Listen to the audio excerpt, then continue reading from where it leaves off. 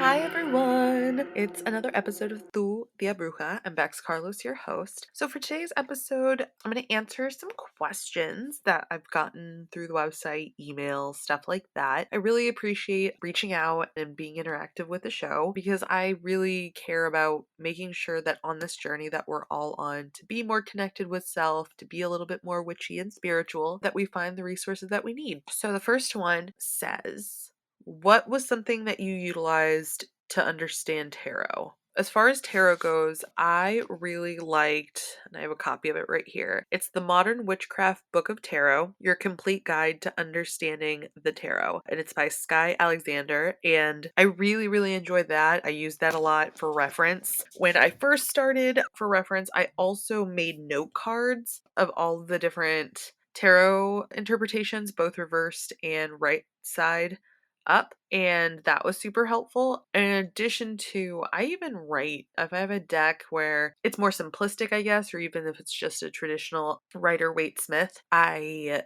write on it because it's your deck, you know what I mean? Like, you're the one who has to connect with it and do whatever you need to do to connect with it. So that is, and Biddy Tarot is also really helpful, so check that out. So someone was saying, what was a good book that helped you get in touch with some of your roots? So, okay, I really liked this book called Santeria the Religion, and it's by Mijene Gonzalez Whippler. And I really enjoyed that one because, the diaspora brought Santeria, and, there's parts of the Yucatan that practiced it too, so it kind of like made its way through Mexico. And even though I don't believe that it's the faith that necessarily resonates with me, I have respect for it. I recommend that one. Definitely check it out. Put the link to that in the show notes. Finding a tarot reader that aligns with you is super important. Yeah. So Melissa at Temperance Home and Bar, she's an amazing reader. In addition to that, she is raising funds for Raices the day of the election. So if you are at the intersex of social justice and mysticism, I highly recommend that you make an appointment with her. It's going to help. Just in case you don't know what Raices is, it's an organization that helps the migrant children get legal counsel. It helps the adults pay their bonds. So it's a really great cause. Help create a little equity. I appreciate you, and let's get back into this episode. Someone asked me, when doing candle magic, what colors do you typically use? So I think it depends on what you're trying to bring. I think white is a good standard for anything. If you just want to make sure you always have candles, white is always good to have. Red, passion, love, affection. Let's see. Blue, I use a lot for clarity myself. I use green for money, and I personally use black a lot. I don't know, just to remove any toxicity around me that maybe isn't my own energy. So that's what I use. Another question is, do you make cascarilla powder?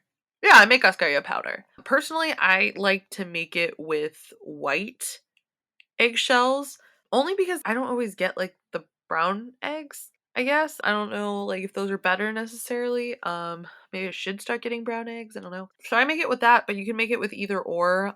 All right. And then the last question I'm going to answer is, what is something that you regularly use in your practice? So, okay, I use cinnamon a lot because I'm trying to attract just opportunities that really benefit me and make me happy. And like, as a creative type, like, I am funding my lifestyle with my work, and there's a lot of pressure there sometimes. And, I just like welcome new opportunities to come to me. Like, I love podcasting, and I love podcast editing, and I love all these other aspects of life. But that's not to say that I'll be doing this forever. I mean, I hope to. I hope to do it for a long time, but I also believe that we kind of just go with where life takes us.